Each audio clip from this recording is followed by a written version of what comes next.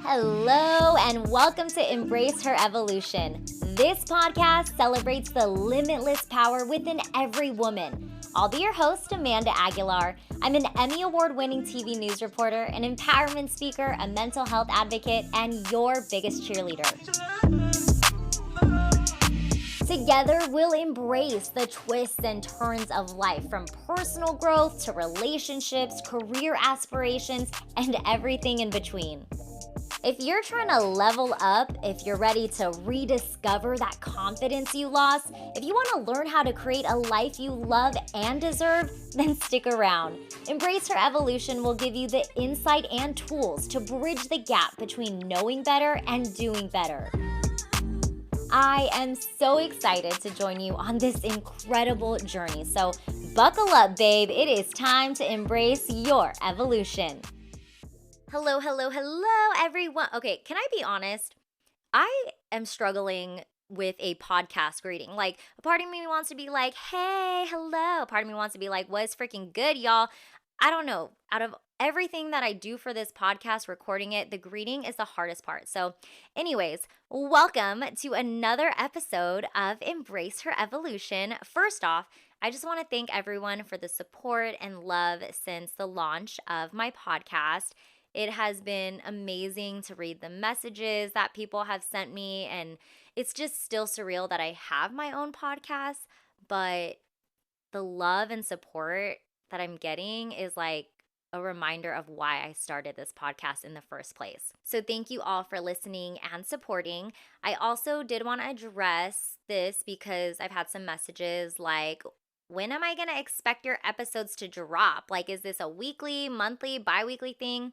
I don't know. I really don't know. That is a good question. You're going to get episodes when you get them. I did not want to commit to a frequency just because I do have a full-time job and that is my priority. But I also just don't want to force myself to make content if I'm not in the zone, if I'm not feeling creative, I don't have the capacity. I just really don't want to force an episode when I'm not feeling it. But lucky for you, I am feeling it today. Honestly, I got home from work, still in my work clothes, and I got my laptop out and click, clack, I started outlining this podcast episode. So all of this, very spur of the moment thing.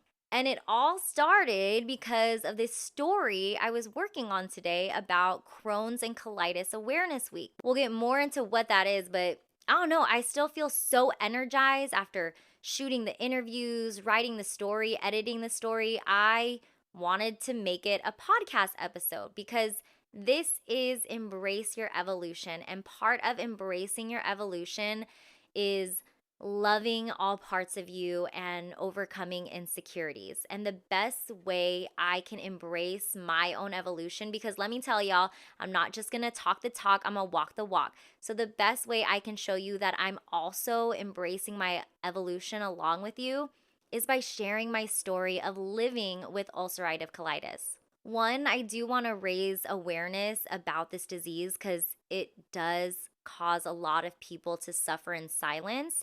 So I want to talk about it more, but I also just want to normalize talking about health struggles. Why can't we just talk about our illnesses that we're going through, that we're dealing with? I want others to stop feeling insecure because they have a health struggle. For more than a decade, I hid this chronic illness. I tried to forget I even had the diagnosis because I didn't want people to think something was wrong with me. So before we get all into it, I do want to preface by saying I am not a doctor, okay? So everything that I share is from personal experience as well as information that I've learned from my doctors throughout my journey, as well as some of the research I've done on my own time to understand this condition. If you're not familiar with Crohn's disease or ulcerative colitis, these are the main forms of an inflammatory bowel disease or IBD. They're also considered invisible illnesses because the symptoms can't be seen from the outside. If you know me, if you've seen me in person, you know what I look like from social media. You're probably like, I would have never guessed that Amanda had a chronic illness because I look fine on the outside. I look freaking good. But inside, I do not. I do not feel good. I am struggling because IBD causes inflammation to your gut. So if you have Crohn's disease, the inflammation can be from your mouth all the way to your anus. If you have colitis, which is what I have, the inflammation is really focused in your colon and the rectum. What is so crazy about this disease is that there's not a lot of research out there. Well, there is research out there, but not enough to say there's an actual cause for it. Right now, there's no known cause. However, the research that is out there is pointing to possibly genetics or environmental factors or even the microorganisms that live inside your body. When I was working on my story today, I interviewed a gastroenterologist and I asked her, is this condition common or is it rare? And she said, well, 2 million people in America have it, and usually around 56,000 new cases are diagnosed every year. And I was like, "Oh, okay. So this is a pretty common condition. That sounds like a lot." And she was like, "Not really, because comparing it to the whole population, only 1% of Americans have it." So here I am, part of that 1%. She also added that in the past decade or so, it's really starting to impact the younger population. So we're talking about people younger than 30 years old. And the thing is, it's so important to get it diagnosed early because when it goes undiagnosed and untreated, it can lead to more medical issues like colon cancer. When it comes to my own journey with ulcerative colitis, it actually took me a year to get diagnosed. I was 18 years old, so I was still in college, and I was just noticing this awful pain in my stomach. And it wasn't like period cramps. The best way I can describe it is like a stomach ache on crack, honestly. And I noticed it happened every time I would eat. I'd also have to run to the bathroom like 10 to 15 minutes after I had a meal. And I wish I would have taken these stomach issues seriously and went to a doctor, because I went months without seeing a doctor. And I say this because it seems to be a trend on social media of like, hot girls have stomach issues. Yeah, stomach issues are not normal. Go to the doctor. So, like I said, I didn't go to the doctor for months, and I really just chalked it up to, oh, I just have a stomach ache, like a really bad stomach ache, and I'll get through it. But then it got worse. I started having diarrhea. And even then, I was like, okay, I'm just having a really bad case of a stomach ache and diarrhea. Like, just push through it. But then I couldn't push through it any longer. So I ended up going to the doctors. They prescribed me medication, and it did help for a little until the symptoms came back. And it came back worse because then blood started showing up in the toilet. And of course, young, naive Amanda was like, oh, okay, like, yeah, that's probably not normal, but it'll wear off. It'll wear off. So I went weeks again without seeing a doctor. And then I finally was like, okay, you need to go to the doctor. Went to the doctor. They thought it was hemorrhoids. So they gave me more medicine. Again, it helped a little until the symptoms started happening all over again. I also started noticing that I was losing an insane amount of weight. Like, I'm already small and I dropped to, I think, like 90 pounds. And because I was losing so much blood, I actually became anemic. And so that made me so exhausted throughout the day. These symptoms were just lasting way too long. My mom was like, you need to come home and see your primary care physician, because I was actually going to see the doctors in the city that I was going to college. So I went home. My doctor referred me to a gastroenterologist, and I had a sigmoidoscopy. This is essentially where they stick a camera up your butt and they look at your guts. And it revealed that I had ulcerative colitis. So they put me on medicine. I started working with a nutritionist about my diet because there are certain foods that can trigger a flare up.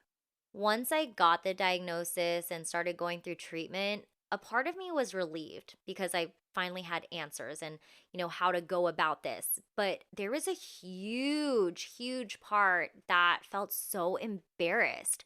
No one wants to talk about their bowel movements, what their poop looks like. Like, what was I going to say to my friends and to people? Like, my stomach is so messed up inside, I'm pooping blood. Like, I know that's freaking embarrassing. So, only my parents knew about my diagnosis and my college roommates as well. But other than that, I really didn't want to share it with anyone else. But the thing about ulcerative colitis or any IBD, living with it really does impact your life, especially if you are in a flare up because you are constantly going to the bathroom. I'm talking like 20 plus times a day. You also feel like you want to avoid eating or drinking because you don't know how long it's going to be until you have to go to the bathroom and you don't know what's going to show up in the freaking toilet. I was so embarrassed by this, and I really did not want to face this new journey or accept it, so I tried to forget about it. And honestly, avoiding it did not help. It really did impact me mentally and emotionally. From the outside, though, you probably wouldn't think it was taking a toll on me mentally or emotionally because I was still going out. I was still going to classes. I was still trying to have a social life in college. But inside, I was dealing with a lot of emotions. I was really sad because I think a part of me started blaming myself for having ulcerative colitis because illness, it just seems like, oh, only unhealthy people have illnesses. So I think I was like, oh, I'm not healthy enough. That's why I have this illness. And that just dug at my I'm not enough wound. I also felt really lonely because I didn't know anyone else who had it. Well, actually, my one friend was diagnosed maybe a few months after me, but still, like, I didn't know a whole lot of people who had it. So I felt like no one could understand me. I didn't have anyone to talk to about it. I also became really insecure about my body. When I was going through a flare up, I was really skinny because I was freaking pooping my life out. And it's so funny because I remember posting pictures while I'm in a flare up on Instagram because like I said, like I was trying to live a normal life. And I remember people commenting like, "Oh my god, you look so good. You're so skinny, skinny mini." And on the inside I'm like, "No, you don't understand. It's because I'm pooping my life out. I'm pooping everything out and on the inside I'm in so much pain." And because I didn't love my body, I didn't feel good about my body, it really affected my self-esteem and I just didn't have love for myself. But now, more than a decade later, I'm finally able to embrace and be open about this condition. I feel so empowered and honestly free. It's freeing to embrace this condition. I can finally say I'm Amanda Aguilar and I have freaking ulcerative colitis. I'm still learning about my triggers, but I know spicy foods, alcohol, and stress can trigger a flare up. And when I have a flare up, y'all, it is not pretty. I have the worst abdominal pain and I'm pooping out bloody diarrhea at least 20 times a day. So please excuse me if I can't hang out with you or make it to work. And once I started embracing and accepting that I have ulcerative colitis, it made managing the condition easier. And that's what you have to do because there is no cure for Crohn's or colitis. So you're able to manage the condition. You can manage it naturally. I do know people that have been able to stay in remission naturally, but you also have medicine. And a big thing is making huge lifestyle changes. So I've actually cut alcohol out and I've found ways to relieve stress. A big trigger for me is stress. And I'm talking like when I go through a lot of stress, I end up in the ER.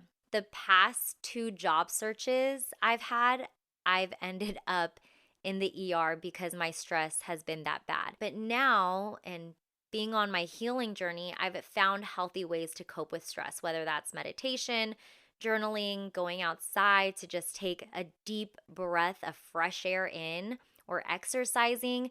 All of this has helped me manage my condition. I won't lie though, I could do a better job on my eating habits, but hey, baby steps. I can definitely say I eat better than what I was eating back when I was first diagnosed with ulcerative colitis.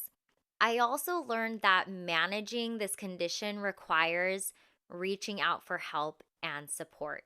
And this has come from other people dealing with IBD. I actually found a Facebook group with people dealing with ulcerative colitis. And it has just been so nice to read people's posts and be like, oh my God, I know what you mean. I've experienced this. I'm out here laughing about poop and toilet memes because these are the only people that will ever get it because we're going through the same thing.